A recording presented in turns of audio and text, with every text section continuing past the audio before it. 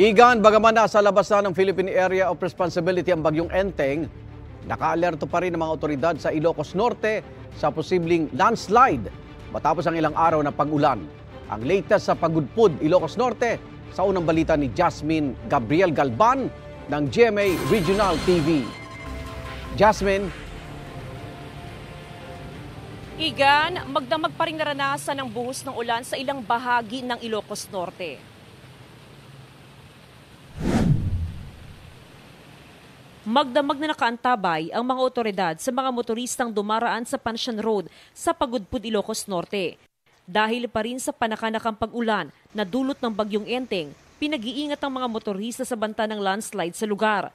Nakahanda na rin ang ilang heavy equipment sa lugar kung sakaling kailanganin sa clearing operation. May mga standby din na tumutulong ng mga contractor na andoon. Kaya in case na mayroong landslide, mabilis lang po yung pag-clearing po doon. Mahigpit na ipinagbabawal ang water activity sa iba't ibang beach destination sa probinsya. Halos hindi naman nakatulog ang ilang residenteng nakatira malapit sa dagat sa barangay Karuan, Pasukin, Ilocos Norte. Malakas at mataas kasi ang alon sa baybayin. Nangangamba silang umabot sa kanilang kabahayan ng alon. Nangangamba po kami kasi tabi po kami ng dagat.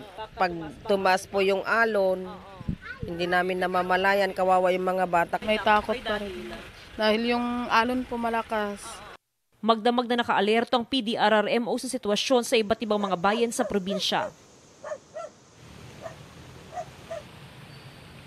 Igan, sa ngayon unti-unti nang gumaganda ang lagay ng panahon sa malaking bahagi ng Ilocos Norte. Samantala, tuloy-tuloy pa rin yung distribution ng relief packs ng provincial government, ganun din ng iba't ibang local government units sa mga apektadong residente. Igan?